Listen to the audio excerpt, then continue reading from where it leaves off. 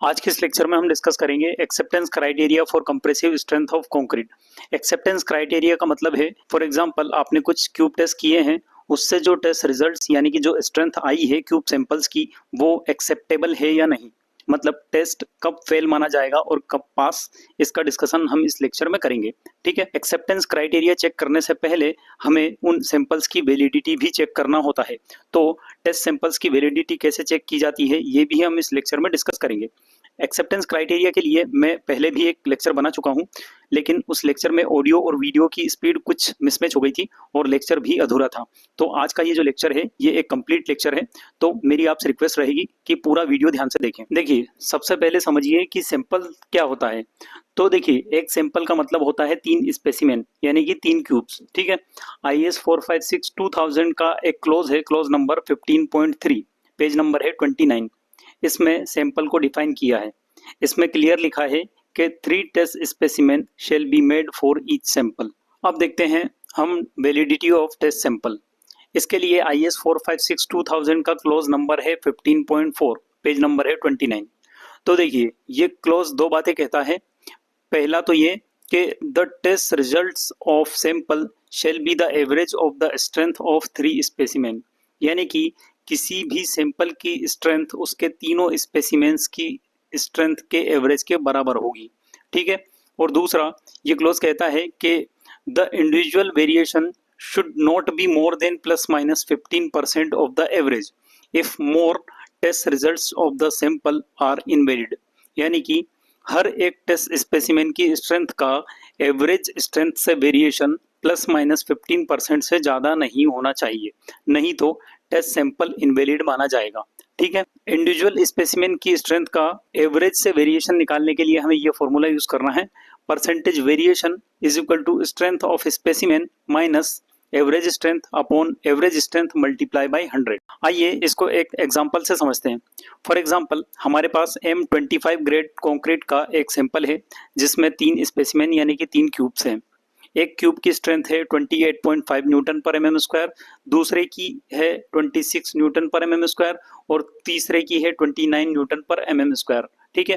तो देखिए, सैंपल की स्ट्रेंथ क्या हो जाएगी, तीनों क्यूब्स की स्ट्रेंथ का एवरेज, यानी कि 28.5 plus 26 plus 29 divide by 3। Solve करने पे ये आएगा 27.83 न्यूटन पर mm स्क्वायर। ठीक है। अब देखिए, अगर मैं फर्स्ट स्पेसिमेन का एवरेज से वेरिएशन देखूं तो ये हो जाएगा 28.5 minus 27.83 divide by 27.83 multiply by 100। Solve करने पे ये आएगा +2.4%। ठीक है। सिमिलरली सेकेंड स्पेसिमेन का एवरेज से वेरिएशन देखूं तो ये हो जाएगा 26 minus 27.83 divide by 27.83 multiply by 100। Solve करने पे ये आएगा -6.58%। वैसे ही थर्ड स्पेसिमेन का एवरेज से वेरिएशन हो जाएगा 29 minus 27.83 divide by 27.83 multiply by 100। Solve करने पे ये आएगा +4.2%। अब ये तीनों वैल्यूज 15% से कम हैं, इसका मतलब इंडिविजुअल वेरिएशन परमिसिबल लिमिट के अंदर है, इसलिए ये जो सैंपल है वो वैलिड माना जाएगा। ठीक है। वहीं पे अगर ये वेरिएशन 15% से ज्यादा आता तो इस सैंपल को इनवैलिड माना जाता। इस तरह से किसी भी सैंपल की वैलिडिटी चेक की जाती है। अब देखते हैं हम acceptance criteria for compressive strength of concrete. देखिए, कंप्रेसिव स्ट्रेंथ के एक्सेप्टेंस क्राइटेरिया के लिए IS 456 2000 में जो क्लोज है वो है क्लोज नंबर 16.1, पेज नंबर है 29। इसके अंदर में एक टेबल दी हुई है, टेबल नंबर 11, लेकिन ये टेबल आपको यूज नहीं करना है क्योंकि IS 456 2000 के 4th अमेंडमेंट में इस टेबल को कम्प्लीटली चेंज कर दिया गया है। तो आपको 4th अमेंडमेंट वाली अप टू डेट टेबल को यूज करना है। ठीक है। देखिए, दोनों टेबल को मैं आपको दिखा देता हूँ। ये रही ओरिजिनल टेबल नंबर 11 जो कि IS 456 2000 में दी हुई है, और ये रही आपकी 4th अमेंडमेंट के बाद वाली अप टू डेट टेबल। ठीक है। तो एक्सेप्टेंस क्राइटेरिया के लिए आपको ये वाली टेबल यूज करना है, पुरानी वाली टेबल बिल्कुल भी यूज नहीं करना है। ठीक है। दोनों टेबल में डिफरेंस क्या है, तो देखिए, पहली वाली टेबल में और नई वाली टेबल में 2 बेसिक डिफरेंस है। पहला तो ये कि पुरानी वाली टेबल में M15 ग्रेड के लिए अलग स्पेसिफिकेशन था और M20 एंड अबव ग्रेड के लिए अलग स्पेसिफिकेशन था, लेकिन नई वाली टेबल में M15 एंड अबव ग्रेड के लिए एक ही स्पेसिफिकेशन है। मतलब M15 ग्रेड के लिए भी सेम स्पेसिफिकेशन और M15 से अबव ग्रेड के लिए भी सेम स्पेसिफिकेशन, ठीक है। और दूसरा डिफरेंस ये है कि पहली वाली टेबल के नीचे एक नोट दिया हुआ था, जबकि नई वाली टेबल के नीचे दो नोट दिए हैं। इन दोनों नोट्स को भी हम इस लेक्चर में डिस्कस करेंगे। तो देखिए, इस टेबल के अकॉर्डिंग जो एक्सेप्टेंस क्राइटेरिया है वो डिपेंड करता है नंबर ऑफ सैंपल्स पर। अगर आपके पास नंबर ऑफ सैंपल 1 है तो उसके लिए अलग क्राइटेरिया होगा, नंबर ऑफ सैंपल 2 या 3 है तो उसके लिए अलग क्राइटेरिया होगा, और नंबर ऑफ सैंपल 4 या उससे ज़्यादा है तो उसके लिए अलग क्राइटेरिया होगा, ठीक है। नंबर ऑफ सैंपल्स कब कितने होते हैं इसके लिए हम हमारे पिछले लेक्चर में ऑलरेडी डिस्कस कर चुके हैं, clause number 15.2.2 frequency of test, जिसमें हमने देखा था कि अगर कंक्रीट की क्वांटिटी 1 to 5 क्यूबिक मीटर के बीच हुई तो एक सैंपल बनाना होगा। एक सैंपल का मतलब होता है 3 स्पेसिमेन यानी कि 3 क्यूब्स, ठीक है। उसी तरह अगर कंक्रीट की क्वांटिटी 6 to 15 क्यूबिक मीटर हुई तो 2 सैंपल बनाने होंगे। 16 से 30 क्यूबिक मीटर के लिए 3 सैंपल बनेंगे। 31 to 50 क्यूबिक मीटर के लिए 4 सैंपल बनेंगे, और 51 एंड अबव के लिए 4+1 एडिशनल सैंपल बनाना होगा एवरी 50 क्यूबिक मीटर कंक्रीट के लिए, ठीक है। अब देखिए, अगर हमारे पास नंबर ऑफ सैंपल 1 है तो उसके लिए एक्सेप्टेंस क्राइटेरिया क्या होगा। तो देखिए, इसके लिए टेबल नंबर 11 के सेकंड नोट की last line, when number of sample is only 1 as per 15.2.2 the requirement shall be FCK plus 4 Newton पर mm स्क्वायर मिनिमम। मतलब अगर नंबर ऑफ सैंपल केवल 1 हुआ तो उस केस में उस सैंपल की compressive strength minimum FCK plus 4 Newton पर mm स्क्वायर होना चाहिए। मतलब अगर हमारे पास M20 ग्रेड के कंक्रीट का सैंपल है तो उसके तीनों क्यूब्स की स्ट्रेंथ का एवरेज FCK प्लस 4 यानी कि 20+4 यानी कि 24 न्यूटन पर mm स्क्वायर या उससे ज़्यादा होना चाहिए, ठीक है। सिमिलरली अगर हमारे पास में M30 ग्रेड के कंक्रीट का सैंपल है तो उस केस में उसके तीनों क्यूब्स की स्ट्रेंथ का एवरेज 30+4 यानी कि 34 न्यूटन पर mm स्क्वायर या उससे ज़्यादा होना चाहिए। इसको मैं और सिंप्लीफाई कर देता हूँ। फॉर एग्जांपल हमारे पास एक M30 ग्रेड के कंक्रीट का सैंपल है जिसके एक क्यूब की स्ट्रेंथ है 30 न्यूटन पर mm स्क्वायर, दूसरे क्यूब की स्ट्रेंथ है 35 न्यूटन पर mm स्क्वायर, और तीसरे क्यूब की स्ट्रेंथ है 32.5 न्यूटन पर mm स्क्वायर, ठीक है। तो सैंपल की स्ट्रेंथ हो जाएगी तीनों क्यूब्स का एवरेज, मतलब 30 + 35 + 32.5 डिवाइड बाय 3। सोल्व करने पे ये आएगा 32.5 न्यूटन पर mm स्क्वायर। और मिनिमम रिक्वायरमेंट क्या है, FCK प्लस 4, मतलब 30+4 यानी कि 34 न्यूटन पर mm स्क्वायर।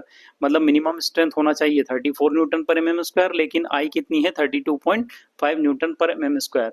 इसका मतलब ये सैंपल फेल माना जाएगा, ठीक है। अब देखते हैं हम कि अगर हमारे पास नंबर ऑफ सैंपल 2 या 3 है तो एक्सेप्टेंस क्राइटेरिया क्या होगा। अगर हमारे पास नंबर ऑफ सैंपल 2 है तो उसके लिए भी सेम क्राइटेरिया होगा, और अगर नंबर ऑफ सैंपल 3 है तो उसके लिए भी सेम क्राइटेरिया होगा, ठीक है। अब 2 सैंपल का मतलब है कि पहले सैंपल के 3 क्यूब्स और दूसरे सैंपल के भी 3 क्यूब्स, मतलब टोटल 6 क्यूब्स, ठीक है। वैसे ही 3 सैंपल का मतलब है पहले सैंपल के 3 क्यूब, दूसरे सैंपल के 3 क्यूब और तीसरे सैंपल के भी 3 क्यूब, ठीक है। मतलब टोटल 9 क्यूब्स, ठीक है। तो देखिए, इसके लिए नोट नंबर 2 की पहली line, for concrete of quantity up to 30 cubic meter where the number of samples to be taken less than 4 as per the frequency of sampling given in 15.2.2, the mean of the test results of all such samples shall be FCK plus 4 Newton per mm square minimum, and the requirement of minimum individual test shall be FCK minus 2 Newton per mm square minimum, ठीक है। इसका मतलब क्या है कि for concrete of quantity 30 cubic metre, यानी कि जब कंक्रीट की क्वांटिटी 30 क्यूबिक मीटर तक हो जहां पर नंबर ऑफ सैंपल 4 से कम हो। 4 से कम का मतलब या तो नंबर ऑफ सैंपल 2 हो या नंबर ऑफ सैंपल 3 हो, ठीक है। क्योंकि एक सैंपल के लिए हम क्राइटेरिया ऑलरेडी डिस्कस कर चुके हैं, तो ये जो क्राइटेरिया है नंबर ऑफ सैंपल 2 के लिए है और 3 के लिए है, ठीक है। इसका मतलब जहां पर नंबर ऑफ सैंपल 2 या 3 हो वहां पर आपको 2 क्राइटेरिया याद रखना है। पहला क्राइटेरिया है इंडिविजुअल टेस्ट रिजल्ट्स होना चाहिए FCK माइनस 2 न्यूटन पर mm स्क्वायर मिनिमम, और दूसरा क्राइटेरिया है एवरेज स्ट्रेंथ ऑफ सैंपल होना चाहिए FCK प्लस 4 न्यूटन पर mm square minimum. Individual strength का मतलब है कि अगर हमारे पास 2 सैंपल्स है तो पहले सैंपल की स्ट्रेंथ भी FCK माइनस 2 न्यूटन पर mm स्क्वायर या उससे अधिक होना चाहिए, और दूसरे सैंपल की स्ट्रेंथ भी FCK माइनस 2 न्यूटन पर mm स्क्वायर या उससे अधिक होना चाहिए। और दूसरा एवरेज स्ट्रेंथ ऑफ सैंपल का मतलब है कि पहले सैंपल की स्ट्रेंथ और दूसरे सैंपल की स्ट्रेंथ का एवरेज FCK प्लस 4 न्यूटन पर mm² या उससे अधिक होना चाहिए। ठीक है, अब फॉर एग्जांपल हमारे पास 3 सैंपल्स हैं, सैंपल नंबर 1, सैंपल नंबर 2 और सैंपल नंबर 3। इन तीनों सैंपल्स में 3-3 क्यूब्स हैं। ठीक है, फॉर एग्जांपल पहले सैंपल के तीनों क्यूब्स की स्ट्रेंथ है, एक की A, दूसरे की B और तीसरे की C। उसी तरह दूसरे सैंपल के तीनों क्यूब्स की स्ट्रेंथ है D, E और F। वैसे ही तीसरे सैंपल्स के तीनों क्यूब्स की स्ट्रेंथ है G, H और I। अब देखिए हमारा पहला क्राइटेरिया क्या कहता है कि इंडिविजुअल टेस्ट रिजल्ट्स होना चाहिए मिनिमम FCK माइनस 2 न्यूटन पर mm² के। मतलब पहले सैंपल की स्ट्रेंथ यानी कि A plus B plus C divide by 3। For example ये वैल्यू आई x, तो ये x की value greater or equals to होना चाहिए FCK माइनस 2 के। ठीक है, सिमिलरली दूसरे सैंपल की स्ट्रेंथ यानी कि D plus E plus F divide by 3। For example ये वैल्यू आई y, तो यहाँ पर भी y की value greater or equals to होना चाहिए FCK माइनस 2 के। ठीक है, वैसे ही थर्ड सैंपल की स्ट्रेंथ यानी कि G plus H plus I divide by 3।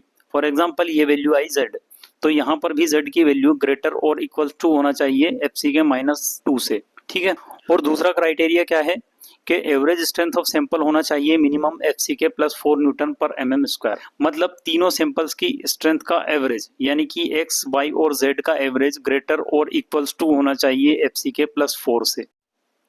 आइए इसको और सिंप्लीफाई करते हैं।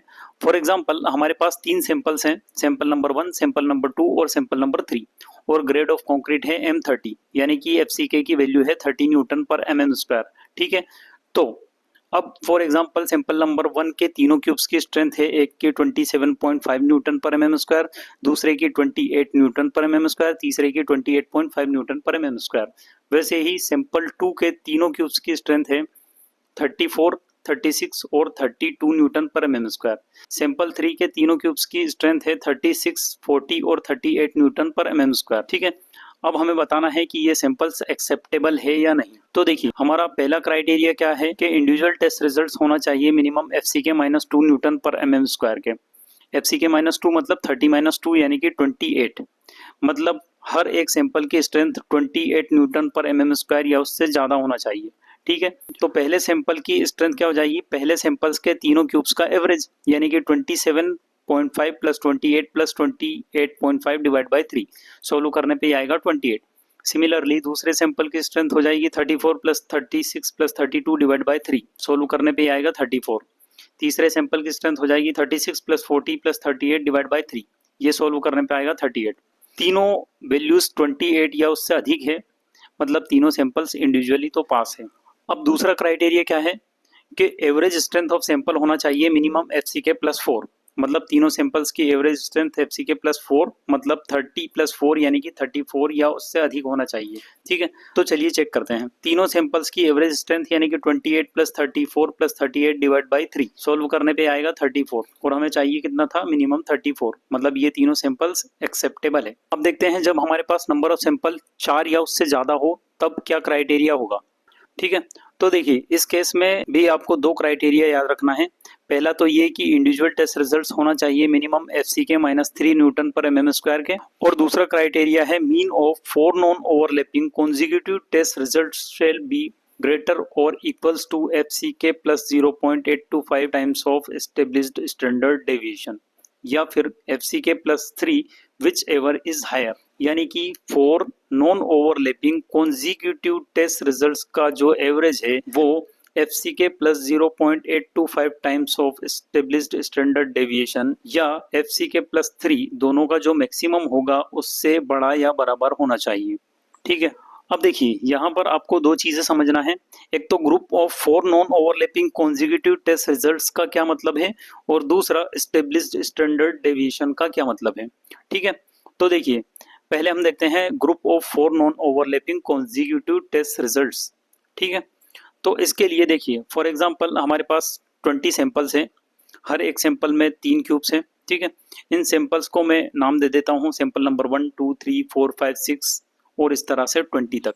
ठीक है, अब देखिए अगर मैं इन सैंपल्स में से 4-4 सैंपल्स का ग्रुप बनाऊं, मान लो मैंने पहला ग्रुप बनाया सैंपल नंबर 1, 2, 3, 4 और नेक्स्ट ग्रुप बनाया 5, 6, 7, 8, तो इस तरह के सैंपल्स कहलाएंगे group of non overlapping consecutive test samples. Non overlapping मतलब देखिए इन दोनों ग्रुप्स में कोई ओवरलैपिंग नहीं है, पहले ग्रुप में अलग सैंपल्स है और दूसरे ग्रुप में अलग सैंपल्स हैं, ठीक है। और ये कॉन्जिक्यूटिव है, कॉन्जिक्यूटिव का मतलब है सीक्वेंस में, 1 2 3 4 भी सीक्वेंस में है और 5 6 7 8 भी सीक्वेंस में है, ठीक है। इसीलिए इस तरह के टेस्ट सैंपल्स कहलाएंगे non overlapping consecutive test samples, ठीक है।